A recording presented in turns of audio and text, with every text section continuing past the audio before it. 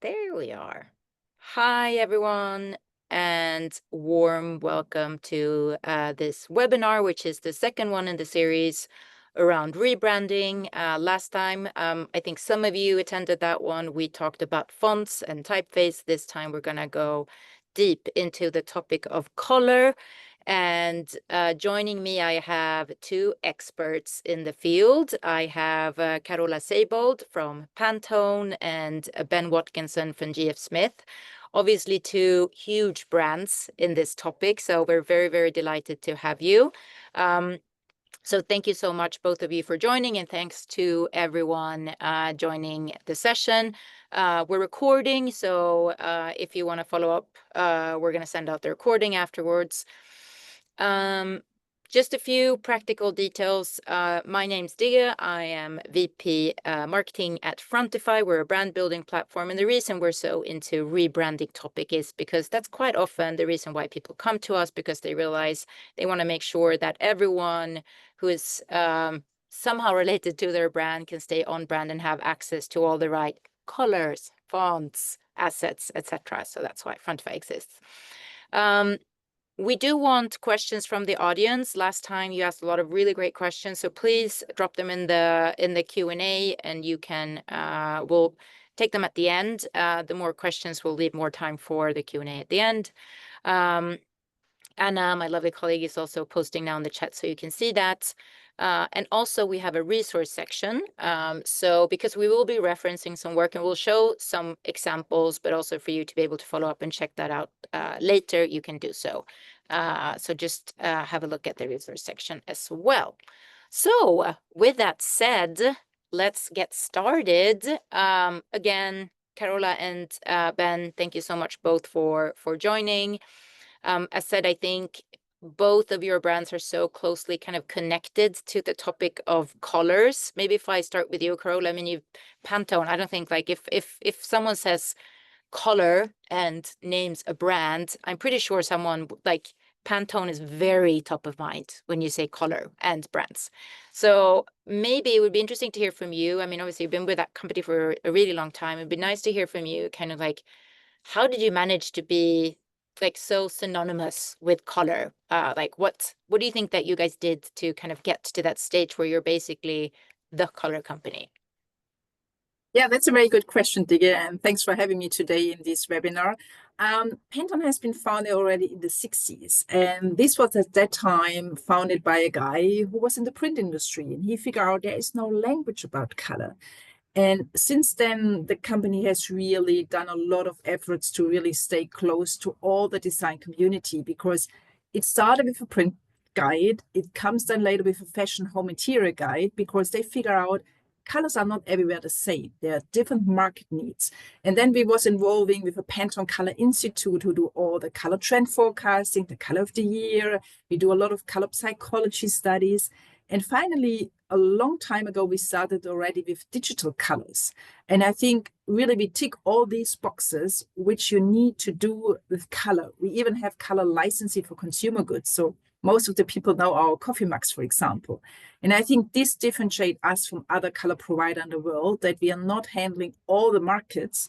We're handling all the different materials, use cases, from really consumer to B2B. And this makes us at the end a global company, and we call ourselves the global authority of color. And yeah, like you said, I'm 18 years in the company. I'm still super proud to be here and enjoy it every day, because color is so, with so many facets you can do. And Yeah, absolutely. I think it's funny because you also mentioned the print, of course, and I think that's a perfect segue to you, Ben, and GF Smith, who is again also such like an authority in this space, but kind of coming at it from a different angle. Obviously, paper being very much at the heart and core of your business.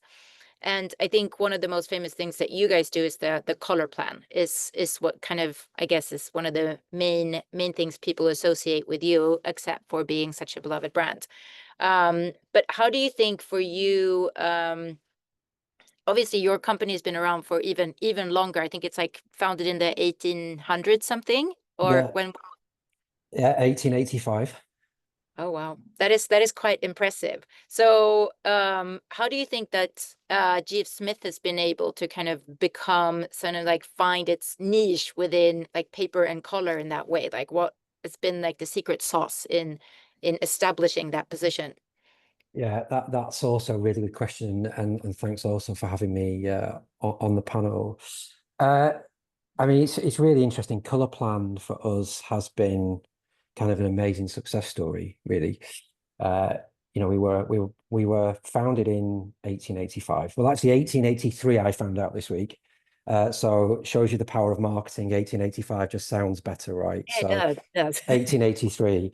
Uh, but actually, our history of working with color probably starts in the early 1900s because we were the first paper merchant uh, at that time to source colored papers from all around the world. So actually, our founder's son at that point in the early 1900s decided to jump on a boat from the UK and head over to the States, which still blows my mind a little bit. And that was the first time that we'd gone and sourced colored paper. So we'd started working with color in the early 1900s, but actually the kind of color plan story dates back to the 30s. I mean, some of the colors in the color plan range are as old as that. But color plan's something that we created. It was actually a coming together of 3 or 4 product ranges. It was a realization that, I mean, color plan itself launched in the 70s, but if you kind of look at that period in the 60s and 70s, really that's when you see in the UK the start of graphic design courses in the UK. They really took off, pop culture, all those kind of things. And we've just really tapped into what's been going on in the world. So actually, if you look at the introduction of color in our color plan collection, you date that historically, you'll see colors introduced when things are happening in the world. So if you talk about pop culture, a lot of our brighter shades were introduced during that time. If you look at I'm going to get these dates slightly wrong, but the late 1990s, early 2000s, when you had that kind of big influence of Japanese culture, so Issey Miyake and other Japanese brands, you would see a much more muted palette that we introduced. So grays were really synonymous for us at that point. And we've kind of followed that. I would never say that GF Smith, and it's something that I always say to people, we're not trend forecasters. We like to think we probably set some trends. Of course we do, but we're not trend forecasters at all. But we follow what's going on in the world, and we look at what's happening and we introduce color that way. But color plan is synonymous with us. We export that around the world. We have stockists of color planning in 30 different countries. And paper is one of these amazing things because actually, color plan consists of a range of 60 colors off the shelf, but actually, creatives can have whatever color they want. It's a fully bespoke thing. So yeah, color is at the heart of our business. Always has been, always will be. Yeah, and that's not just the products we sell. That's also the people who are employed. It's the personalities we employ. Color touches every part of us. Yeah. I mean, I think it's so interesting because leading up to this webinar, of course, we had like a session before when we discussed this, and I think we were Carola, you also said this, that like obviously you guys are not trend forecasters per se, but you rather kind of identify the macro trends and like the role that maybe color play in that. And I think that's kind of what you're saying here as well, Ben, that and maybe that is also part of the success of both of your companies, because I think for any brand to stay relevant and so highly relevant as the both of your companies have been for such a long time, is I think a lot of brands are probably quite envious of that, to be such beloved, relevant brands in this space. And like, how do you maintain that over time? And maybe it is about having that sensitivity to kind of the greater context that we're all in, and just like to be able to capture that in the work that you do, whether it's through like what colors you then just kind of like reflecting the reality that we're all in at the moment. So there's like a lot of like nice flexibility and innovation that you can bring in, I guess, in under that umbrella, which I find really interesting. And obviously, I think I think a lot of people probably on this call will want to talk about your rebranding too, but we're gonna have a little bit of a cliffhanger with that one. So we're gonna park that for now. I know people want to hear about it, hear you talk about it too, because I think people had a lot of opinions about that one. So we'll get back to that one. But I also want to go back to this color of the year. Carl, obviously that's not something that you do, but other people in your team. But maybe you can share a little bit like the reasoning why you started doing that and kind of like what it's meant for you as a brand to have that, and like how you kind of use that to establish yourselves as this authority in this space. Yeah, it's one of the most asked questions if I do anything on a stage. And I just want to come back quickly before I answer that to a comment you made. Of course, Pantone is doing macro trends, but we also we call it micro trends or really trend forecasting. It's just not me, it's just our team, but we really do a lot of trend forecasting. We have our own booklets, and we do it more and more bespoke trend forecasting, because we figure out meanwhile that not every industry is, of course, following a similar pattern, but then you have a lot of differentiation, or you sometimes have people around the world who needs very regional specific color palettes. So our team is also doing that. Coming back to color of the year, yeah, this is founded already in the year 2000. So since then, we launched year-over-year color of the year, and we get year-over-year better growth numbers. So the last color of the year, which was Mocha Mousse, generate within 8 weeks 80 billion media impression. 80 billion. This is far beyond everything else can really get. So it's really a cultural momentum which everybody is waiting for. And maybe making back the bridge to the color trend. Color of the year is not a color trend forecasting color. That's very important to understand. It's something which tried to catch the zeitgeist, really to understand what's going on in our world. How can we express what is important for us in a color? And I give you the example with Mocha Mousse. So think about you're sitting 10 o'clock at the night on your sofa, looking at a Netflix series, and you're eating a big bowl of Mocha Mousse. Do you think it's healthy? It's good to sit on the sofa to watch TV by doing that? For sure not. But it's your personal me moment. And this is what the color of the year 2026 should tell you. Coming after COVID, where we did a lot of efforts to help the community coming together again, helping our families being healthy and good again. Now, this year's momentum, you should look for yourself and think about Mocha Mousse doing that for you. And this is a little bit what the Pantone Color Institute team really tried to bring together in a color. And this is the team who is developing that color. We launch it all the time in December for the upcoming year. And we have, meanwhile, a lot of partners who do partnership with us because they understand the value of making this big PR machine together with us. Do I answer all the questions? I'm not sure there were so many questions. No. I think it's super interesting, and it's a good thing that you also clarify that obviously you do trend forecasting. Yeah. I think we were very we were talking about that before, but we were very cautious to call out and preface everything by saying that we cannot predict the future. Yes. That we wanted to be very we wanted to safeguard and say none of us here can predict the future. We're just calling out things that we see. So don't hold us to this. Yes.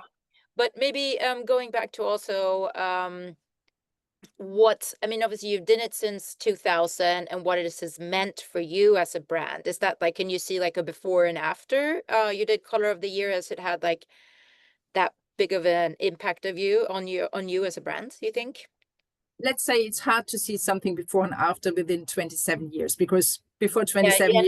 Now it's reality. Yeah. That's right. No, but what we can see is really that we get more and more people really being interested in this kind of messages, because we see that consumers get more emotional, and added value to bring to a product or to a message is a big thing in these days. And this is what we can see in Pantone, that we have been growing from being really a color standard company from a very technical point of view to really getting this reputation to be a company who understands color, for color psychology, color trend forecasting, for all these things which are on that side, helping people to express their branding, for example, in color, and help people to change their color in branding and make campaigns just based on color. Because we are all clear, the only international language which we all can understand is color. And therefore, this is where Pantone has really evolved from really more technical to be a more also a creative company. Yeah. I mean, I think it's really interesting to kind of, I think, regardless if you're in branding or not, I think it's hard to miss, like when you do kind of announce this like color of the year, like everyone kind of knows, everyone hears it, whether you're like interested in the topic or not, maybe. Do you see, can you see then also, like, is that something that spurs like a more adoption of that color, if that makes sense? Do you see more people starting to use it, or does it, can you see trends kind of following your announcements, or? Yes and no, let's say that, because as I said before, it's not a trend forecasting color. We take a color which is already existing on the markets, which our team already found on some forecasting from big brands. So you will see it much more mentioned in the press. And of course, what we are seeing that a lot of people approach us after the announcement in December and ask us, hey, can we also implement that in our collection and even mention it? So we see that everybody tried to highlight that color or bring it up. This is for sure true, yeah. Yeah. I think, I mean, it is interesting how obviously there are trends in color choices, and we discussed that, of course, that it's like it's dependent on society and what's happening, and whether, you know, people are looking at, like you were saying, Ben, like when with pop, and then you got more of these like brighter colors. And I saw this article by someone who was referencing that we have been through a period of more like, in society, more like hope, and it's been more like brighter colors, and now we're kind of that we've shifted to dark mode a little bit. So this was basically like a trend analyst that called this out, who's not specific to like branding or design, but would you agree? Is there like a shift going on? Can you say from your perspective, Ben, that you can see that there's a shift going to more darker colors, or is that just this person's perspective? Yeah, I mean, I personally wouldn't say that. I don't think we've seen that here. I think definitely I mean, what I would say is it very much depends what part of the world you're in as well. Color seems to be used so differently, you know, whether you know, certainly in the West, it's very different to other parts of the world. We haven't seen those kind of trends. We haven't seen that at all. We certainly saw things, you know, post-recession, so 2008, there was definitely a use of, you know, more calmer color palettes, no question, because people certainly were looking to deal with organizations who are putting on that image of, you know, trustworthiness, reliability, openness, transparency, all those things. We definitely saw that. And there's obvious things that we would still see in terms of colors used in the luxury sector, let's say. That doesn't really feel like it changes. I wish it would. I get bored of it. You know, British racing green, that's great. Bit of purple, that's great. You know, you could literally talk about luxury colors, and I don't think they've changed too much. I wouldn't say that we've seen a kind of rise in kind of darker colors, actually. I think there's certainly, it's interesting when Carola was talking about the kind of Pantone color of the year, because actually we've just introduced some new colors in our collection, which are like a taupe and a kind of and a dusky kind of color, which is interesting actually, because, you know, those colors definitely are becoming more prevalent in what I see. I wouldn't necessarily call those dark colors, but, you know, they're more maybe natural. They're, you know, and that kind of connection to nature and that stripping things back. You know, and that also is, you know, if you take that to the next level and look at things like packaging, you know, people are looking at losing out of packaging. You know, everyone's trying to strip things back. Everyone's trying to simplify in many ways, and maybe that's kind of a knock on from that. But yeah, I'm long way of saying no. They're very interesting and long ways, you know, so all good. I think, I mean, another thing, obviously, like a pretty obvious color that I think no one missed in the past year was Brat Green with Charlie XCX. Hard time pronouncing that. Can you buy that paper color right now? Do you have that in stock? No, but I can make it. Okay, good. Good to know. In case I want some brat green. Yeah, 100%. Print something. As long Yeah. as the order is big enough, Digger, you can have whatever color Okay, you want. It's thank you. absolutely fine. Thank you if I want a batch of brat grid. But I mean, obviously, I think I think it's an interesting example because I think it kind of came, I guess, for a lot of us, like maybe a bit out of nowhere, and it just became, it kind of spoke to something. And I think that's the interesting thing also of the use of color, of how something so simple in many ways can kind of come in and also disrupt something.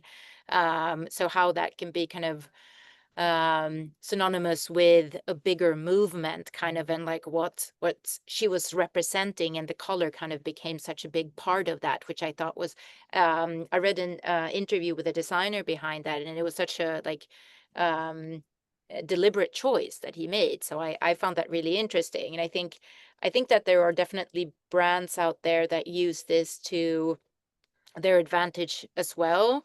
I mean, I think we all know that there are like certain truths in colors that, you know, like blue is a color that maybe like a lot of banks and insurances use because, you know, that kind of gives you the feeling of trust. But then you'll always have someone like Klarna when they came in and kind of entered the bank and financial scene, and they just like chose pink as their color to like really stand out. So it's definitely something that people, maybe then also if you are kind of like an up and comer or a disruptor, that you use that to your advantage.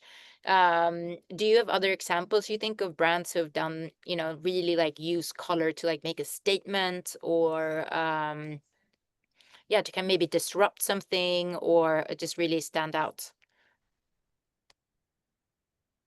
Well, Should I I? mean, yeah, I mean, I think from my perspective, I think the financial one's a really good one. You know, I think Klarna's a great example. Monzo in the UK was also a great example.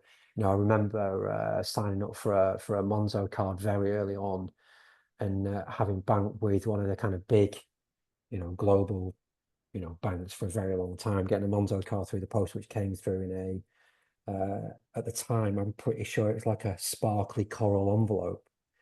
And that kind of thing makes the world of difference, I think, you know, in terms of not just disrupting the market, because that's what those guys have absolutely done in that kind of financial, in that very traditional world. But actually it sets the tone, doesn't it? It sets the tone of approachability. It sets the tone that we're different and more friendly to deal with. And actually we're a bit more modern, and you can rely on us for another service rather than what some of these kind of maybe more traditional banks look at. And yeah, I think finance is a really good example of that. I mean, I think there's lots of brands now who are starting to take more risks. I would also still say that there's plenty of brands who aren't, and you know, I think there's lots of brands out there who could take more risk and just don't want to bring any heat in terms of what they're doing. I think, you know, and I think that's something that's that the creative sector's got a bit of a problem with, actually. And I come at that from a you know, a brand owner's perspective rather than being a creative agency. But, you know, brands need to take more risks. You know, they need to look at color in a completely different way. They need to express themselves differently. Corola's absolutely right. Our view here is that the one defining thing in the world is color. Yeah. Yeah. You know, the amount of monochromatic stuff, monograms I see, which just kind of merges into this world of sameness, is you know, to me personally, just in my head, and maybe it's just me, and that's fine, but I just find that like infuriating, because every brand is different, every company is different, every human being is different, yet we're just all funneled down this world where everything's got to look a certain way. So I think brands need to be more disruptive, and I think there is, you know, we live in a crowded world. You know, it's a digital first world, unfortunately for us, but paper's still a great thing. But it's a digital first world. Everything's busy. There's lots of noise. So you know, how do you stand out? And brands have got to really ask themselves how they can use color as part of that, I think. Yeah. Can I have a good example to give for just exactly that, and Yes. just to underline what Ben said? I want to show a slide, and exactly for a brand we work with who really did a big risk to change something. And you will be, if you're not seen it before, surprised what they did. So let me quickly share my screen. So let me know you can see it hopefully now. Yes. You see the Porsche? Okay. So we worked with Porsche last year, and believe it or not, they really take the risk to change their crest, first time ever in their history, with a monochromatic color. So it was the red and the gold before, everybody know this typical crest, and they have celebrated the turbo cars for 50 years. And they said, let's make something outstanding and let's make a risk by color and change the crest. And I think, to be honest, this is something which is really a risk. And so you see here, we have developed together with Porsche this color. So we did a big story around, because if you want to do something like that, a rebranding at the end, just for the turbo cars, to be honest, not for the other normal Porsche cars, you need to communicate it to the people. Otherwise, nobody will understand why you're doing that. And this is where Pantone came in and helped to make the color not just a color change, to make a meaning, a message behind. And this was a story we have been sharing with also the fashion world, because the idea from Porsche was a little bit closer to the fashion world. And we launched it during New York Fashion Week last year in Manhattan together with them. And it was really, really overwhelming success in digital, but also in a physical event we did. But just to showcase, it's worth to risk it. If you do it in a good way, in a smart way, it's not easy, and it can be also being backwards. If you do it wrong, I saw also changes of color from big brands. They go back after a while because they not did it in a very good way. So you really need to explain why you're doing it. The story needs to be authentic behind, easy to understand, and then it's something which is really worth to do. Yeah. That's a really, I mean, it's interesting because I think you, Ben, you also just mentioned that you think that there are a lot of luxury companies who kind of tend to not want to dabble so much. And this was kind of really going away from the tradition. And you mentioned that this was the first time ever that they changed that. What do you think was kind of the feeling that they wanted to evoke with the new color choice that they made, kind of stripping back the color basically and going to this more like metallic grayish? Do you? Yeah, I think what they did, and they not only used the colors called turbonite, by the way, they not only use the turbonite in the crest, they also use it for the accessories inside the car, for the trimmings, and also something on the, I'm missing the English word, but what you have outside the wheels. So they have a lot of different touch points where they just use that car like an accessory. The goal was really to show also the modernity and the relevance in the fashion design aspect of Porsche. And I think this is what they really, this grayish beige color is on the one side very elegant, on the other side very modern and very unique. And this is what Porsche want to address, really, to show something to the world. We really understand fashion, modernity, and the future. And therefore we select that color to speak also to more fashion audience, which was not, from their point, considered not too much close to them before. So it's a very kind of deliberate choice in trying to speak to the emotion. And obviously I think we've established this here, that there is psychology in color, and Yes. that's what people are like really leaning into when making these choices, because a lot of times, and I mean, you mentioned it too, Ben, that we live in such a busy world, and you have to kind of also grab people's attention, or you also have to, and we know that with brands, that one of the main things you have to do is evoke some sort of emotion, and words like takes longer because people need to kind of read and say something, but like the visual impression can also really evoke something. And I think color is such a great example of that. Carla, do you have other examples of brands that you think have really managed to just like own a color and kind of like really try to like make a statement through their color choice and capture like an emotion, or like try to influence people through their choice of color? Of course, I can talk for hours. No, but I will not talk. I just give you another example, and I think it's a fun example. It's something I would say, and if you talk about owning color, we just done 2 weeks ago a webinar about ownership of colors, which was very interesting, because can you legally own colors or can you not? So, but this is a different topic. But I want to show you one thing which everybody knows for sure. This is a color we worked on some years ago. It's Pink Panther. And just to give you a little bit if you see that color and somebody will ask you what kind of characters behind it, I think everybody in the world will say it's a Pink Panther. And the interesting story for the Pink Panther was for us that in the 70s, Pink Panther was founded and was on the television screens. And we all know that in the 70s, our television screens looks totally different. So they approached us a long time ago already. We make the color shift in 2021 for them to say, we need to give the Pink Panther more this one, more modern, more contemporary, more ready for the future, more ready for the new displays. Because if all the new displays, kids or hopefully adults also watching Pink Panther, they have a totally different quality and color like in the 70s. So we help them to shift the Pink Panther to stay with this iconic pink color forever relevant. And this is what we see in the industry where we help very often. The shift has to be very in baby steps. It should not be, and you would not recognize it if you not see the two Pink Panthers next to each other. But you have the feeling, hey, it's still a cool thing for me, or not looking a little bit old and dusty and something like that. And this we do for a lot of brands. And this is where then the color will really be more relevant, more connected again with your brand.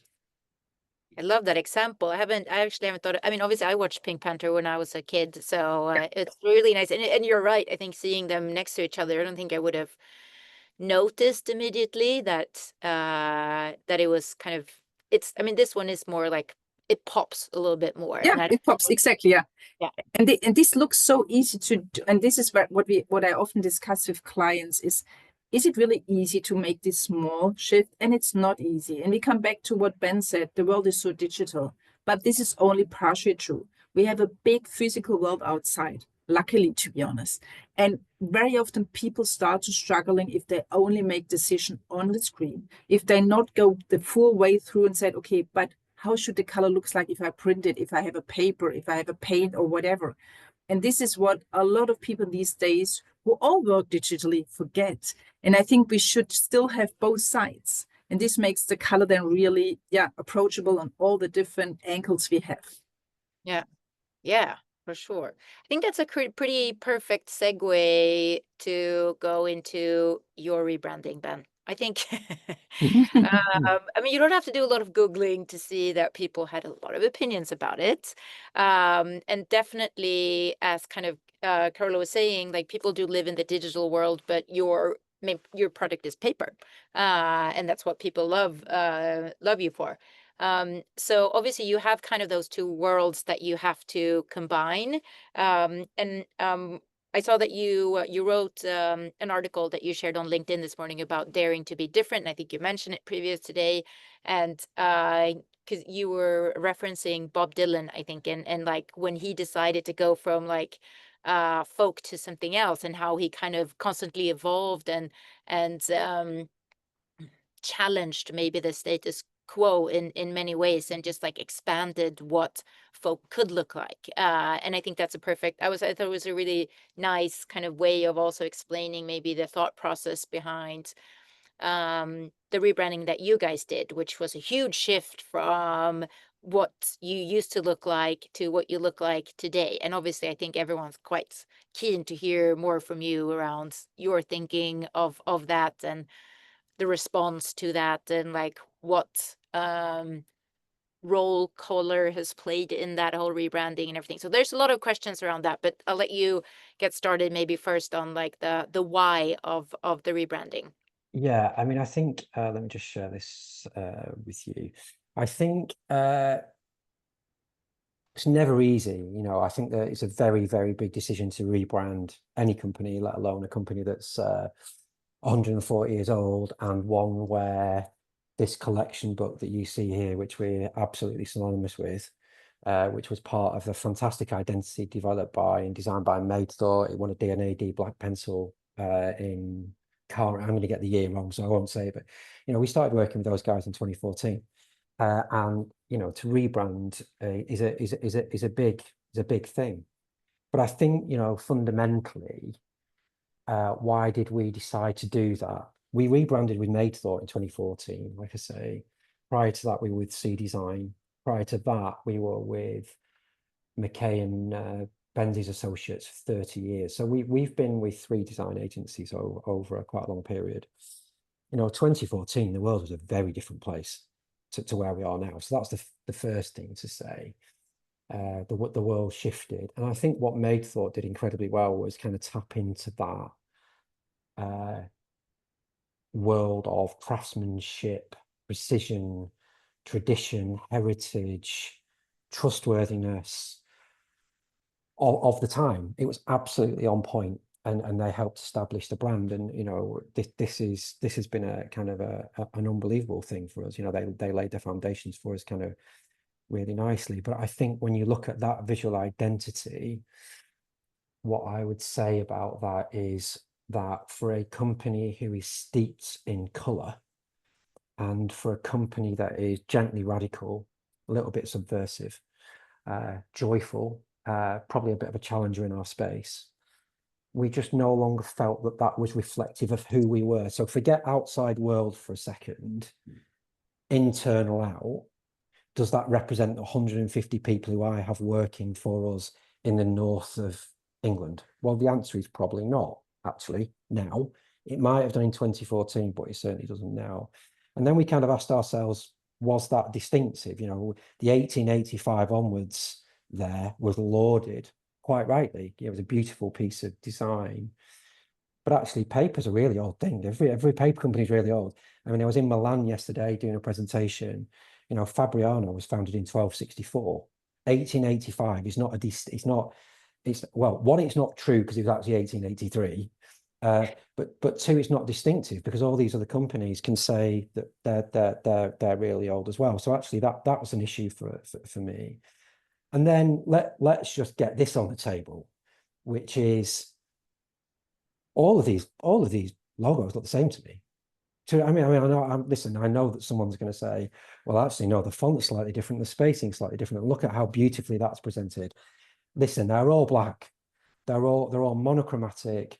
Fonts are all quite similar. And this is just in the paper space. Now, I say this all the time.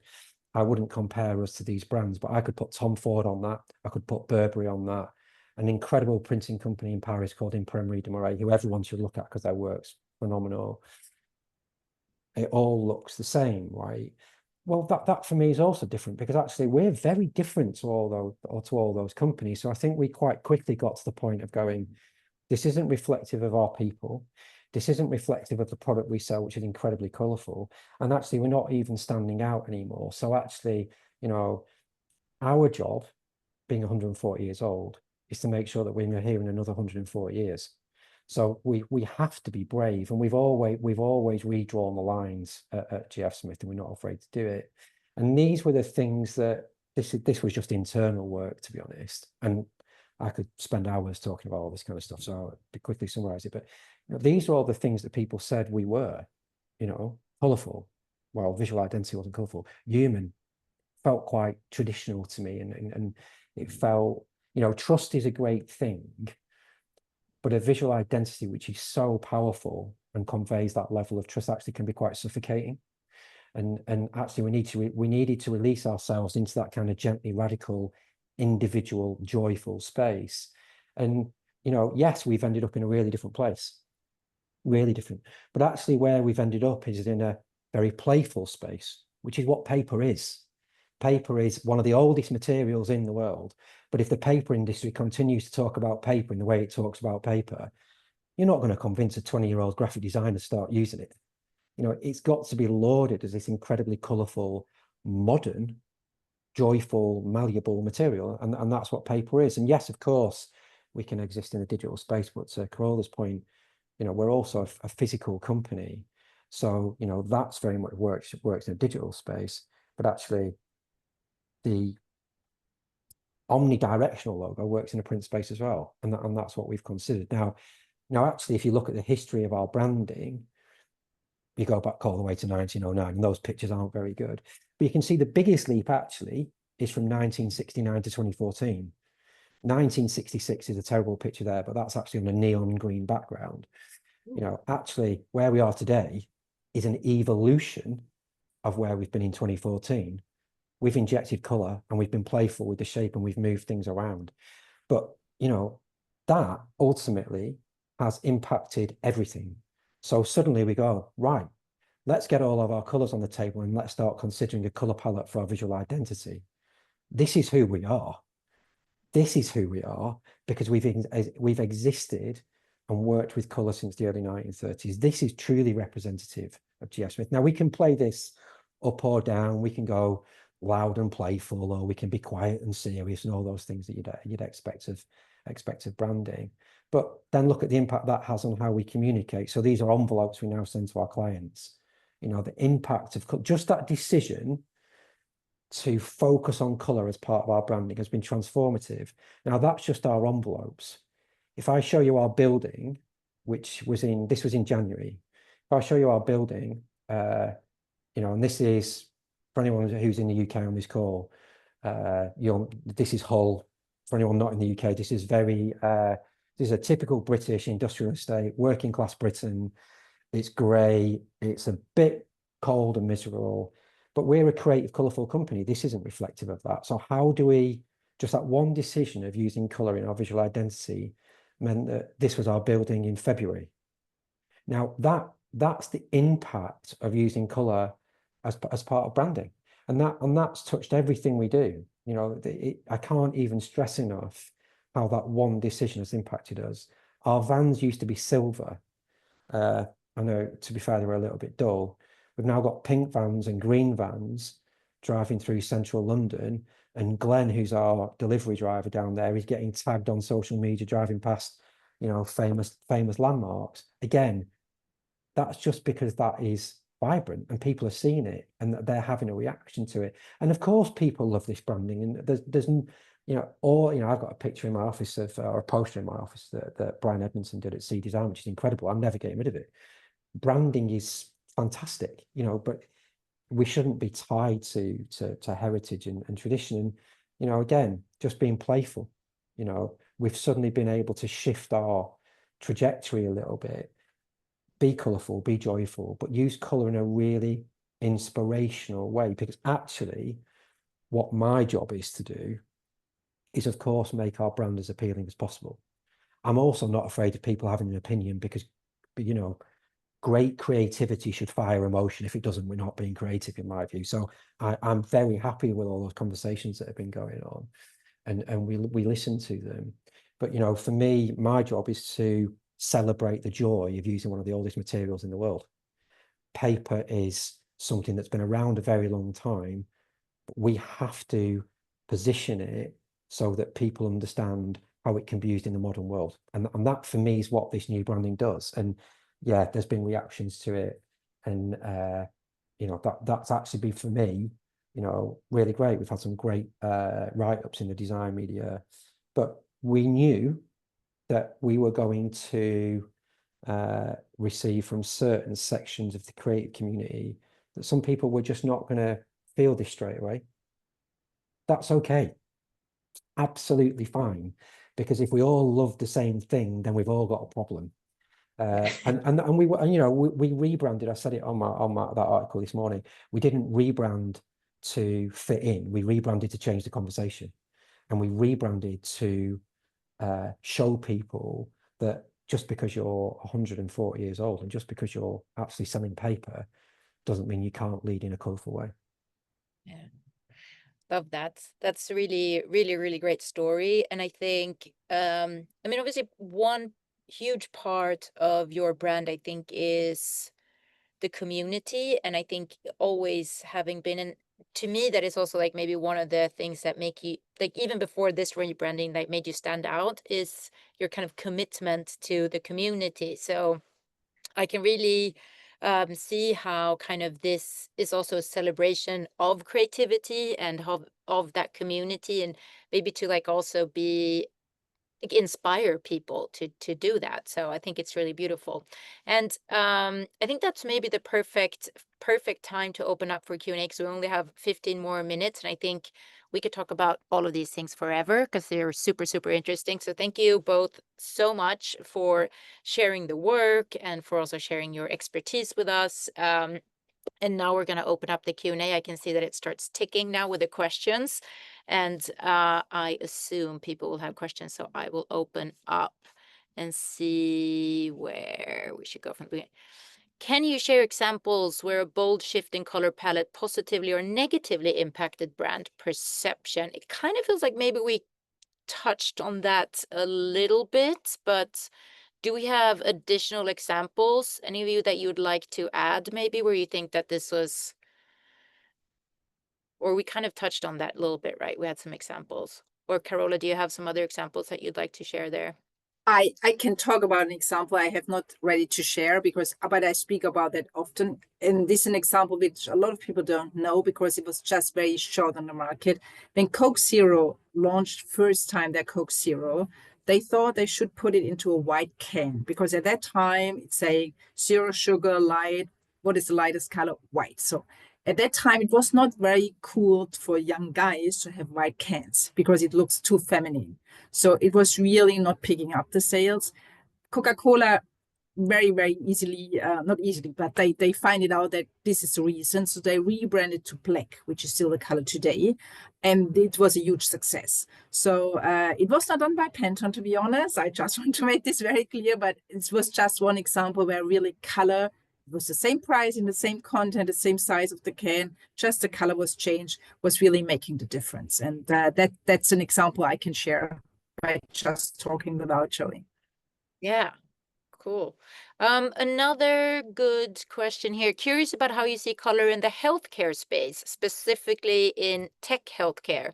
I found most companies range safe, but do you feel a bold color palette can keep trust in this industry? What do you think, Ben? I think that's a really good question. I mean, what's my knowledge of tech healthcare? Probably limited.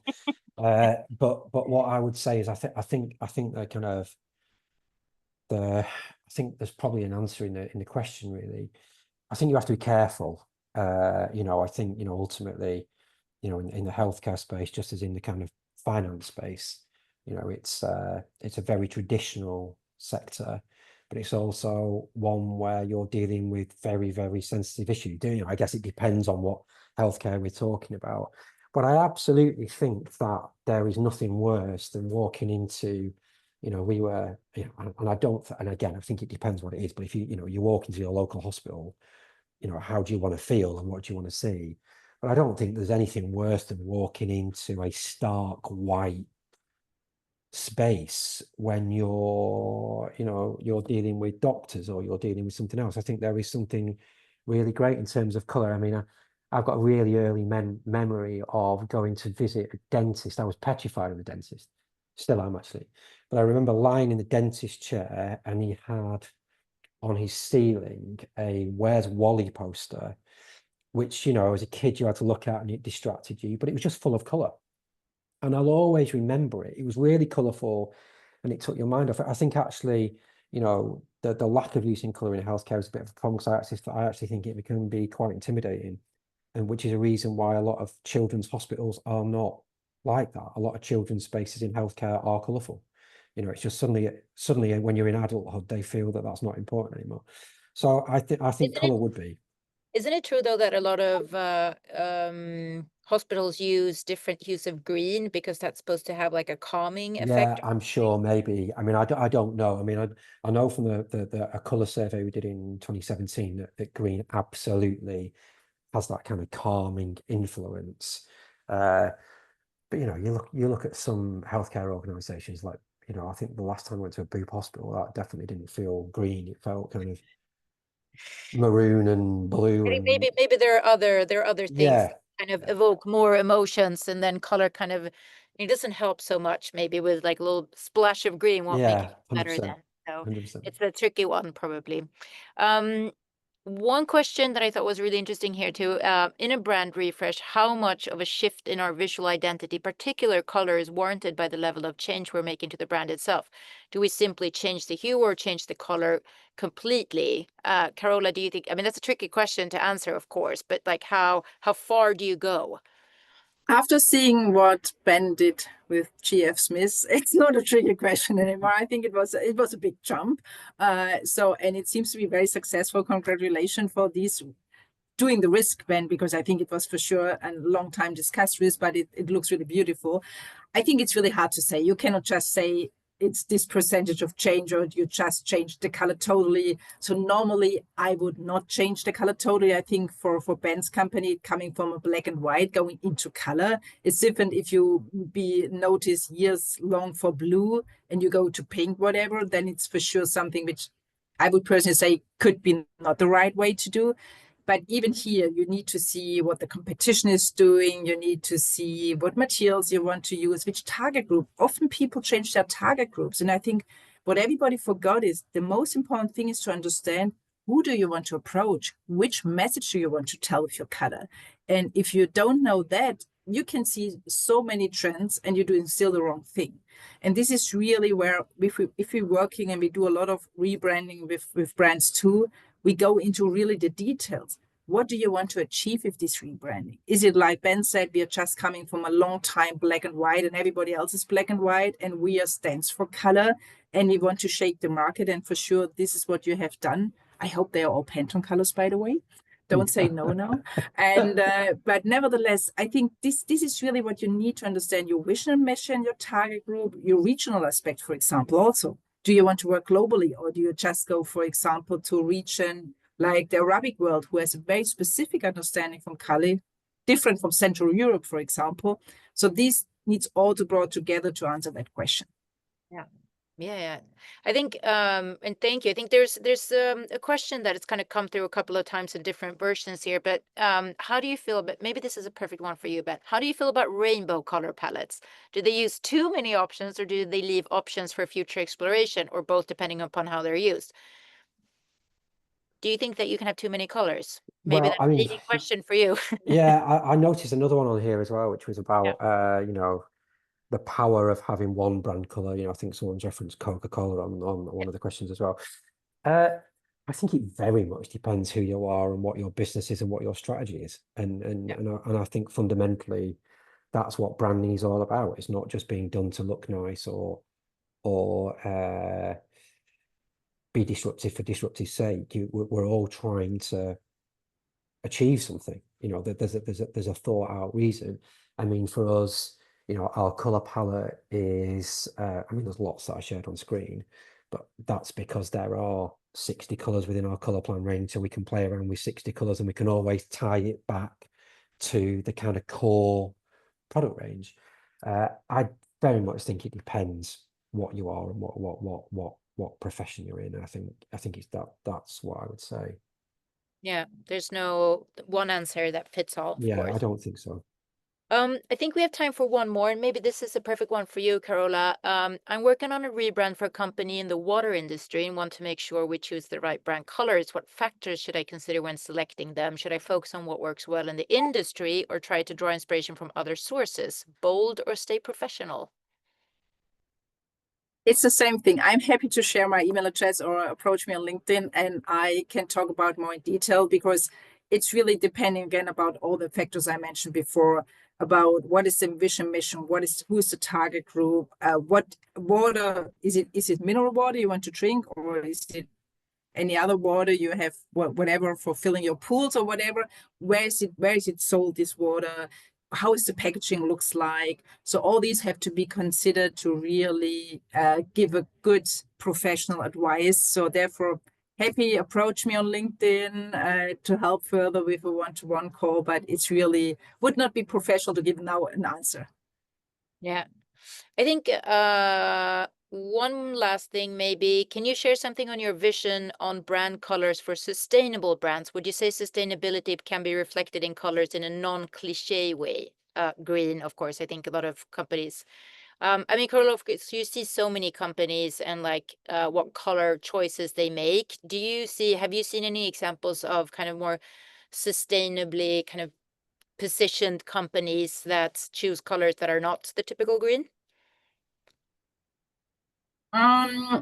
It depends how do you want to express the sustainability. If you really go for a marketing message, it was really all the time long, really very often combined with green. And we work a lot for people like Lavazza or Lacoste who want to express something. We protect the rainforest, we protect the Everglades, and they all choose a green, or we choose the green for them. But that was maybe 4 or 5 years ago.